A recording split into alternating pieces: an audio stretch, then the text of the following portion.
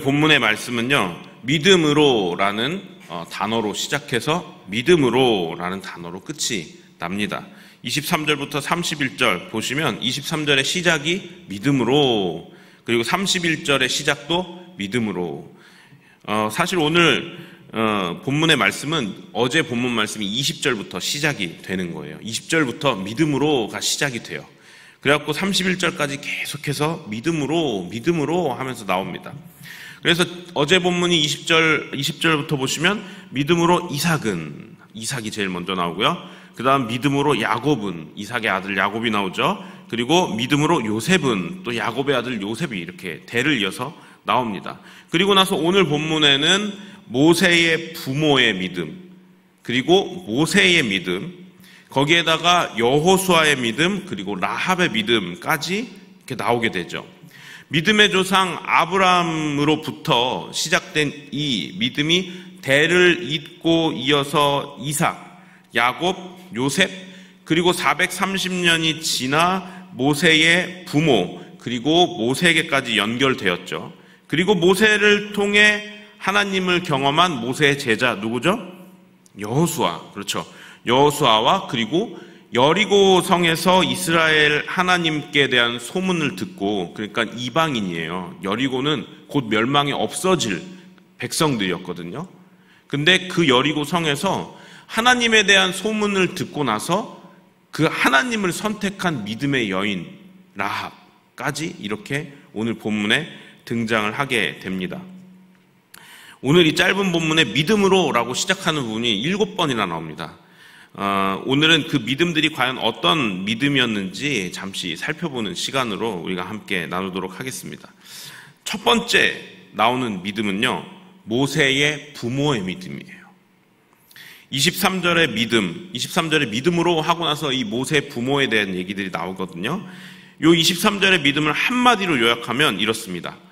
왕의 명령을 무서워하지 않은 믿음이다. 이 왕의 명령이 무엇이냐면은 이때 당시에 이스라엘이 그 애굽의 종살이를 하고 있었는데, 애굽의 그 이집트의 종살이하는 이스라엘 백성들이 너무 이 인구가 급증을 하니까 이 파라오 황제가 뭐라고 명령을 하냐면, 이스라엘 백성 중에 남자아이가 태어나면은 태어나는 그 즉시 죽여버려라. 이게 명령이었어요.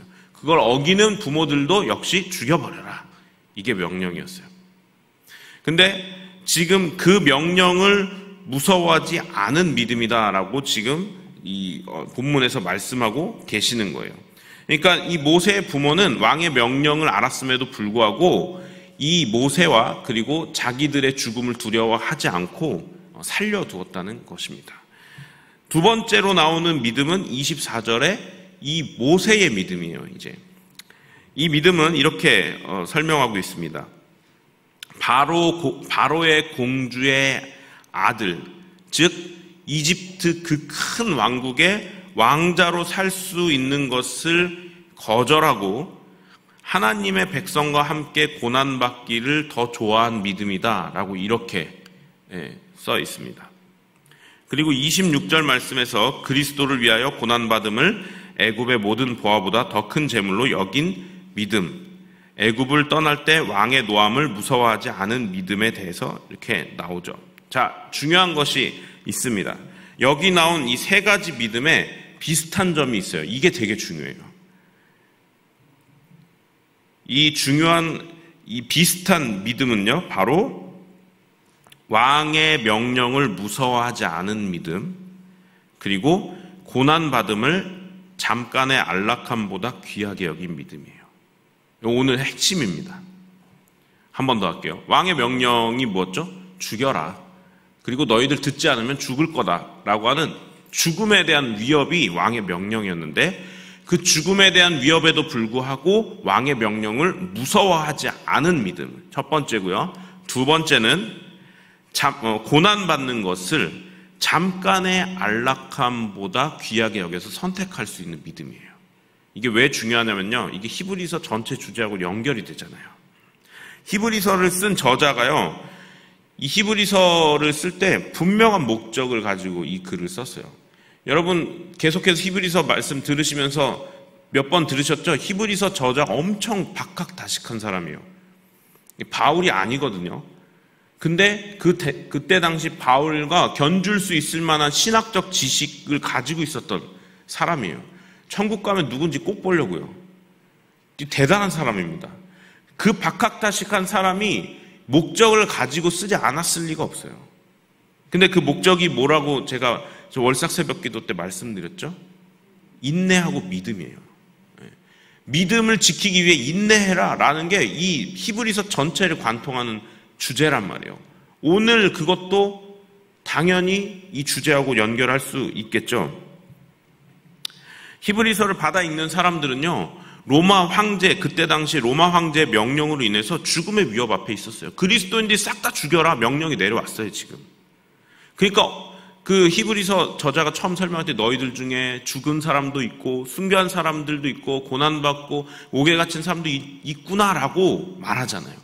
지금 히브리서를 읽는 사람들의 그 상황은 상당히 심각한 상황이에요. 왕의 명령으로 인해서 죽음의 위협 앞에 있는 그런 사람들이에요. 그리고 그로 인한 고난 때문에 고난을 받겠죠. 왕이 그 죽이라고 명령했으니 얼마나 고난 받겠어요.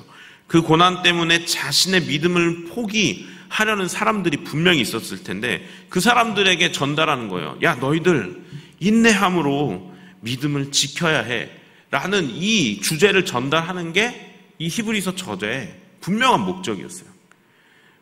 오늘 지금 히브리서 저자가 말한 그 모세의 어머니, 그리고 모세의 그 부모, 그리고 모세, 그 당시 믿음과 지금 이 히브리서 저자가 너희들에게 믿음을 지켜라 라고 말하는 이 믿음, 현실이 비슷하지 않습니까? 왕의 명령이 내려왔어요. 죽을 거야. 너희들 말 잘 들어. 라고 하는 명령이 내려왔어요. 그럼에도 불구하고 왕의 명령을 무서워하지 않았던 모세의 부모, 그리고 자기 백성과 함께 고난받기를 선택한 모세, 그리고 지금 히브리서 저자들의 상황, 왕의 위협으로 인해 죽음의 위협으로 인해 죽음이 지금 임박해 있는 그런 불안한 상황, 그리고 그로 인해서 고난받고 있는 상황 비슷하잖아요. 히브리서 저자가 괜히 이 얘기를 한 게 아닙니다. 야, 봐라. 모세의 부모의 상황과 모세의 상황과 지금 너희들의 상황이 비슷하지 않냐. 그런데 잘 봐. 모세의 부모 두려워하지 않았어. 이 말 하는 거예요, 지금. 모세 고난받기를 선택했잖아, 오히려. 너희들도 그렇게 해라 라고, 너희들도 그렇게 믿음을 지켜달라 라고 지금 호소하는 거예요. 그래서 오늘 이야기의 그 예시들이 등장하게 되는 것입니다. 그리고 28절부터는 그런 믿음을 가지고 있으면 하나님께서 이 믿음 가진 사람들을 어떻게 보호하시는지 설명을 하는 거예요. 자, 하나님께서 이집트의 모든 사람의 그리고 짐승의 첫 아들 그리고 짐승의 첫 새끼를 죽이시는 재앙을 내리셨죠. 아마 신앙생활 오래 하신 분들이기 때문에 출애굽 사건의 이 말씀을 모르시는 분들 거의 안 계실 것입니다. 여기 계신 분들 중에는. 근데 이때 6월절에 어린 양을 잡으라 그랬어요. 그리고 그 양을 잡은 피를 문설주와 좌우 임방에 바르라고 하시고요. 그리고 어떻게 됐나요? 그 피가 발라져 있는 집에는 이 재앙이 안 들어갔어요. 그렇죠? 이게 기적이죠. 아무리 이스라엘 백성이었음에도 불구하고 이거 안 했으면 죽었을 겁니다. 그 첫째. 그런데 이 사실을 몰랐던 이집트 사람들은 한 사람도 이렇게 한 사람이 없었어요. 그러니까 싹 다 첫째 아들을 잃어버렸죠. 아유, 제가 몇 번 설교 말씀 때도 전했지만은 만약에 정말 비극적인 얘기지만 예를 들어서 이 동네에 그런 일이 있었으면 지금 곡소리로 잠을 못 잘 겁니다. 근데 그 한 나라 전체, 이집트가 엄청 큰 나라거든요. 한 나라 전체에 그런 일이 발생했대요. 끔찍한 비명소리와 그 곡성이 몇 날 며칠이 계속됐을까요? 근데 그 중에 그 곡성이 계속 이어지는데 이스라엘 진 중에는 죽은 사람이 하나도 없는 거예요. 이 얘기하는 겁니다. 믿음을 지키면, 믿음으로 그렇게 나아가면 하나님이 너희를 이렇게 보호하실 거야 라고 말하는 거예요. 지금 히브리서 받아 읽는 사람들이 유대인들이거든요. 그러니까 이거 자기네 역사예요. 그러니까 누구보다 잘 알아요, 이 사실은. 그러니까 아주 굉장히 히브리서 저자가 영리한 거죠. 자신의 과거의 역사를 통해서 지금의 믿음의 현실을 받아들이고 극복할 수 있게 도와주는 그런 상황입니다. 그리고 또 기적이 나오죠. 그 다음 기적이 뭐예요? 홍해 기적 나와요. 이제 이집트를 탈출해갖고 막 도망을 가는데 가다 보니까 바다가 앞을 가로막네요. 자, 우리가 지금 또 예를 잠깐 현실적인 예를 들어보죠. 자, 우리가 이제 도망을 가고 있는데 여기 이제 저 언덕을 내려갖고 법한포구 쪽으로 막 가고 있는데 뒤쪽에서 막 적군이 쫓아오는데 갈 곳이 없는 거예요. 아, 이제 우리 도가래 든 치구나. 바다 앞에 딱 선디고 어디로 가요? 그러면서 막 모세, 우리를 여기서 이집트에 장사할 데가 없어갖고 여기로 불러내고 우리 죽이려고 하느냐 막 원망하면서 그러는 찰나에 하나님께서 모세를 통해 명령하시죠. 지팡이로 손을 들고 있어라. 밤새도록 동풍이 불어가지고 바다가 갈라져 버려요. 그리고 어떻게 되나요? 마른 땅으로 그 바다를 건너고 그 다음에 애굽에 뒤따라오던 군사들이 거기로 들어왔을 땐 하나님이 바다를 닫아버리시죠. 그렇게 구원해 주시는 거예요. 자기네 역사를 가지고 아주 심층적으로 이 믿음 지키라라는 말을 하고 있는 거예요. 너희 홍해의 기적 알잖아. 생각했겠죠. 아, 맞아. 그때 이랬었지. 믿음 지키고 가면 하나님이 너희를 이렇게 보호하시고 구원하실 거야 라고 말하는 거예요.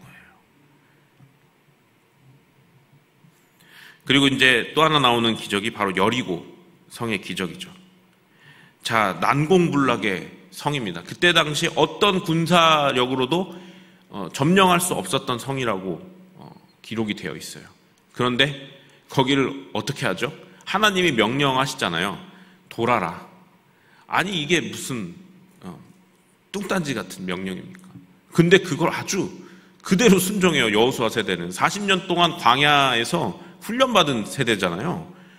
자기네 부모들이 믿음이 없어가지고 가나안 땅에 못 들어갔는데 그것 때문에 오히려 자기네들은 자손들은 믿음이 엄청납니다. 여호수아 세대 믿음 정말 참 믿음이죠. 돌라면 돌아요. 소리 지르라면 소리 지르는 거예요. 누구 하나 불평불만하잖아요. 아, 이거 갖고 되겠습니까? 아니요. 그냥 돌아요. 그리고 마지막 날에 7바퀴 돌아요. 7바퀴 돌다가 다 함께 소리 지르자 그러고 아니 여리고 안에 있었던 사람들이 두려워 떨었겠지만 왜냐하면 그때 당시 여리고 있는 사람들이 소문을 들었거든요. 이스라엘 백성들이 가는 곳곳마다 모든 그 대적했던 군사들은 패배를 했다는 소문을 이미 들었기 때문에 여리고 사람들도 굉장히 두려웠을 거예요. 근데 그 앞에 와가지고 막 돌고 있는 거예요. 무서우면서도 두려웠겠죠. 아, 별일 없겠구나. 근데 어떻게 돼요? 소리 지르는데 와르르 무너지는 거예요. 그러니까 히브리서 저자가 또 이렇게 얘기해요. 너희들 여리고 이야기 알지? 너희 조상들 이야기잖아. 우리 조상 이야기잖아. 하면서 믿음으로 행했을 때 말도 안 되는 것 같았다고 생각했던 난공불락의 성인 여리고성 무너지는 거 너희들 봤잖아. 라고 말하는 거예요. 마지막으로 라합이 나오죠.